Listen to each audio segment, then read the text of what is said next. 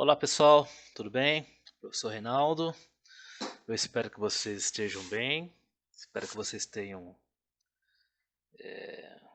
aproveitado esse momento aí de férias e a cabeça esteja bem, né? Bem, a aula de hoje é sobre Fernando Pessoa. Na aula passada fiz apenas uma mera apresentação sobre o autor e agora a gente vai realmente se aprofundar na poesia, né, deste poeta português que é um poeta,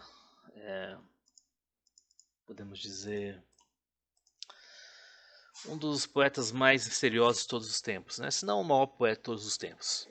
É, quando se fala Fernando Pessoa, né, como ortônimo, o que é ortônimo? Ortônimo é o equivalente ao nome real do autor, né, que escreve utilizando pseudônimos ou terônimos, como é o caso de Fernando Pessoa. Né, Fernando Pessoa é considerado um dos mais originais nomes da literatura lírica portuguesa e, ao lado de Camões, é frequentemente apontado como o grande poeta de Portugal. Né? Lá em Portugal, aí se racha quem foi o maior, Camões ou Fernando Pessoa. Eu, particularmente, não tenho nenhuma opinião sobre isso no que tange a quem é o melhor. Eu acho que a literatura não é uma Copa do Mundo, não é um campeonato. Cada autor tem as suas qualidades. Camões foi um dos maiores do mundo, Fernando Pessoa também é um dos maiores do mundo. É claro que eu tenho uma preferência ao Fernando Pessoa, porque também Fernando Pessoa ele está mais próximo da minha época, né? Ele é um poeta de 100 anos atrás, né? 90, 100 anos atrás. O, o Camões também tem as suas qualidades, como já vimos no ano anterior, né? É, a poesia de Fernando Pessoa, ela é classificada de maneira geral em duas fases, a poesia lírica e a poesia saudosista. Né? Nós vamos ficar aqui mais na poesia lírica. A poesia saudosista se dá numa obra chamada Mensagem. E esta obra Mensagem é uma homenagem aos anos imperiais de Portugal, quando Portugal era uma das maiores, era a maior nação do mundo. Né? A primeira fase realiza um resgate dos temas dos ritmos e das tradições populares portuguesas, e ela é marcada pela tradição lírica, pela musicalidade, pela metalinguagem. Esta última fazendo uma reflexão sobre a arte poética e a própria poesia. Né? As características da poesia de Fernando Pessoa, otônimo, né, é a questão, gira em torno da questão da identidade perdida. Essa identidade perdida se dá ali na ascensão do modernismo, né, no final, modernismo não, né, da modernidade no final do século XIX para o início do século XX. A modernidade que você tem aí uma multiplicidade de formas de viver e as tradições e as culturas elas vão ser colocadas, né, em ponto crítico. Então, os homens do passado tinham as suas tradições, tinham identidade, né, havia um padrão, né, de ser e de pensar. E a sociedade moderna, nós sabemos que há várias formas de se pensar, várias formas de ver o mundo, né? O ser humano da era moderna é um ser humano múltiplo. Até nós mesmos que somos um indivíduo único, nós também temos muitas variações de nós mesmos. Então a poesia dele vai buscar um pouco essa questão dessa identidade perdida. Né? É uma outra, uma outra fase também do Fernando Pessoa é a consciência do absurdo da existência. Né? É como se a poesia dele focasse naquela busca da essência do ser, ou da essência da própria vida, mas tudo parece ser meras sombras. É por isso que a poesia do Fernando Pessoa tem muito também de platonismo, né? O neoplatonismo, o mundo das ideias e o mundo real. O que é o mundo real? O que é o mundo das ideias? Será que aquilo que eu sinto, aquilo que eu penso, o que eu penso será que também é sentimento? O que eu penso é também existir? Ou aquilo que eu idealizo é mera fuga da existência real? Né? Então esses temas eles vão ficar, como posso dizer, resvalando muito, né, no meio dos seus versos. Então você tem a tensão da sinceridade e fingimento, o que é ser e o que é fingir. Fingir é ser ou ser é fingir? O mundo a questão do mundo como um palco, o mundo como um teatro, ela é muito frequente na poesia do Fernando Pessoa, né? Consciência ou inconsciência? Até que ponto nós temos consciência das coisas? Até que ponto essa nossa inconsciência também, né, é uma forma de ser? Até que ponto que a alienação da realidade ou essa incompreensão de que se tem realidade é também uma forma de ser, né? E ao mesmo tempo a tensão entre sonho e realidade, né? Os platônicos, por exemplo, viam os sonhos muito como espécie de elevação a um mundo superior, porque nós sabemos que Platão ele ele encarava o mundo das ideias como um mundo realmente verdadeiro, né? Um mundo realmente perfeito, um mundo que todos deveriam buscar, né? E a realidade, por ser imperfeita, a realidade, por ser inconstante, esta realidade, por ser contraditória, ela realmente não preenche, né, os nossos anseios como, como seres humanos. Ao mesmo tempo, essa poesia ela também vai realmente discutir o que é o real, ou o que é o sonho, o que é a ideia e o que é a materialidade das coisas, né? É, muitos de nós buscamos a arte, buscamos a poesia justamente para isso, né?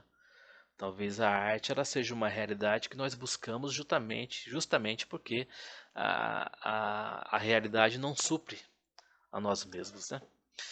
Também aqui a oposição sentir e pensar, o pensamento e a vontade, a esperança e a desilusão, né? Há um verso dele, por exemplo, que ele fala: o que pensa em mim sente, o que sente em mim pensa. Sentir e pensar. Ou será que o que pensamos sobre o que sentimos não é realmente também sentir? Ou pensar sobre o que sentimos também não é realmente pensar? E aí vamos. E aí a gente vai ficar uma cara de roda aí, que daqui a pouco eu vou entrar nisso, né? O pensamento e a vontade, né? Querer não é poder, talvez? Ou sonhar é uma coisa, mas ter o poder de realizar essa coisa, essa vontade de se ter as coisas, até que ponto? Até que ponto não há uma trava, né, em relação ao pensar e, e o desejar, né? E a esperança e a desilusão, né? Ao mesmo tempo há um antissentimentalismo, quer dizer, por que antissentimentalismo? A poesia do Fernando Pessoa, do autônomo Fernando Pessoa, é uma poesia melancólica. No entanto, esta poesia melancólica não se dá como se dava, por exemplo, com os românticos, né? Que você tinha ali um exacerbar das emoções. Na verdade, o que se coloca na poesia do Fernando Pessoa é o pensar sobre o sentir, é a intelectualização da emoção, né? E aí nessa poesia nós vamos encontrar estados negativos como solidão, cepticismo, né? Esse cepticismo, que está na grafia de português de Portugal, né? Ser cético, né, em relação a tudo. O tédio, a angústia, o cansaço, o desespero e a frustração. Só que nós não vamos encontrar na poesia de Fernando Pessoa um eu lírico com esta base emocional, né, com esse sentir por sentir. Ele realmente pensa sobre esse sentir, né? E aí nós encontramos também a inquietação metafísica, a dor de viver, e ao mesmo tempo também a autoanálise. Em relação à autoanálise, nós podemos então ver aqui este poema, que é um dos mais famosos dele, chamado Autopsicografia. O poeta é um fingidor, finge tão completamente que chega a fingir que é dor, a dor que de veras sente. E os que leem o que escreve, na dor lida sentem bem. Não as duas que ele teve, mas só a que eles não têm. E assim nas caras de roda, gira a entreter a razão. Esse comboio de corda que se chama coração. Bem, esta autopsicografia, ou vamos dizer, essa autoanálise, está aqui realmente posta como o desvendar, né, do que é a profissão poeta, ou o que é ser poeta. O poeta é um fingidor. E aqui nós temos aquela característica da identidade, né? Fingir e ser. Ele finge tão completamente que chega a fingir que é dor, a dor que devera sente. Se você perceber aqui, nós temos duas dores, né? A dor que o poeta realmente sente e a dor que ele finge que é dor na poesia. Quando se passa essa dor para a poesia, até que ponto você não tem ali na poesia uma performance dessa dor?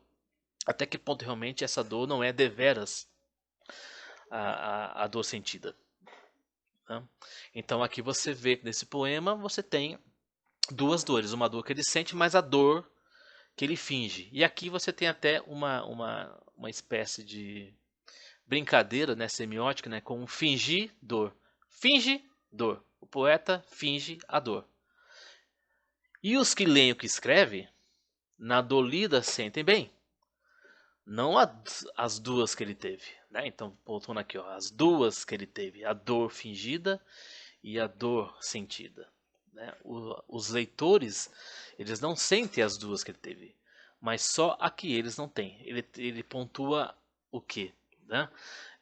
Que quando o leitor lê a poesia, você tem que o leitor ele sente outras dores. Quer dizer, a leitura também traz a dor, né? Essa dor do poeta, mas não é as duas que ele teve.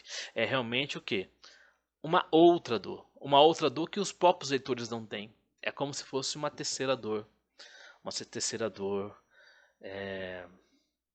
não digo fingida, mas criada pelo próprio poema. Né? E assim nas caras de roda, né? As caras de roda são aquela roda, não sei se alguém aqui já foi em sítio, que tem aquelas rodas que a água vai caindo e ela vai girando, né? E assim nas calhas de roda, gira a entreter a razão. Então a poesia é como se fosse algo dentro dessa calha, talvez essa água, essa essência dentro da calha, a girar, né, essa roda que gira e entrete a razão, né?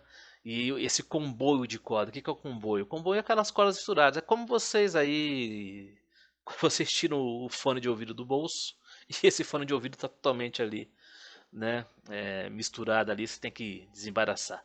Né? Que se chama coração. O coração é um comboio de corda. O coração, por que coração aqui? Coração, na poesia e na arte, é visto como o órgão, né? É visto como uma parte do corpo que se despeja, né? Aí, ó, olha a roda aí, né? Se despeja essas dores, né? Então, como são dores misturadas, né? Essa, esse, o coração é um comboio de corda, né, nas calhas dessa roda que gira. E o poema é realmente esse entretenimento da razão. Isto. Dizem que eu finjo ou minto? Tudo que escrevo? Não. Eu simplesmente sinto com a imaginação. Não uso o coração. Tudo que sonho ou passo, o que me falha ou finda, é como um terraço sobre outra coisa ainda, essa coisa que é linda. Por isso escreva em meio do que não está ao pé, livre do meu enleio, sério do que não é. Sentir, sinta quem lê. Aqui é uma multiplicação, digamos assim, que é uma extensão daquele poema antes listo, né? E aqui de novo o tema do fingir, né? Dizem que finjo ou minto tudo que escrevo. Não. Eu simplesmente sinto com a imaginação. Então, imaginar, criar, é sentir. Então você tem ali, né, o retorno do poema anterior, né, o fingir. Escrever poesia é fingir. Imaginar é ao mesmo tempo sentir. Se você não tem uma dor, mas você imagina esta dor, você ao mesmo tempo já não é detentor dessa própria dor. Não usa o coração, quer dizer, ele usa a criatividade, ele usa o pensar, ele usa o intelecto. Ele sente com o intelecto. É como se pontuamos assim: eu não sinto com o coração, eu sinto com o cérebro. É o que Esteu Lírico está pondo aqui. Tudo que sonho ou passo, o que me falha ou finda, é como um terraço sobre outra coisa ainda. É interessante como ele fala, né, que tudo que ele sonha ou passa, o que falha e finda, né, na verdade aqui é a questão da existência. Né? É como que um terraço, né, um patamar superior sobre outra coisa ainda. Essa coisa que é linda. Aqui nós temos o neoplatonismo, né? O que é o neoplatonismo do Fernando Pessoa? Até que ponto realmente se consegue definir o real, definir realmente aquilo? E aí ele anseia essa coisa, né? Mais linda, né? O que é esta coisa que não se consegue chegar, né? Por isso escreve meio do que não está ao pé, daquilo que não se alcança, livre do meu enleio, quer dizer, livre do seu entorno, livre daquilo que está ao redor. A imaginação ela é infinita, a imaginação ela pode ser além, né? Ela sempre é além. Então, por que o poeta vai ficar também escrevendo sobre coisas alcançáveis se ele pode alcançar coisas superiores? Né?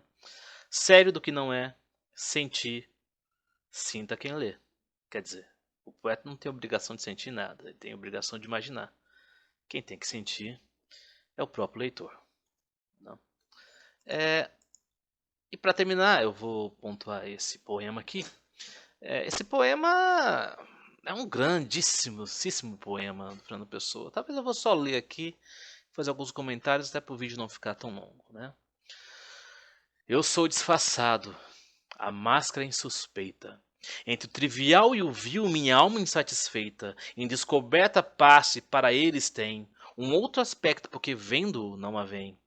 Porque adopto o seu gesto, a fim que julgo vil que sou vil, e porque não me nomeando interior por onde é vil quem é, julga-me o inábil na vileza que me vê.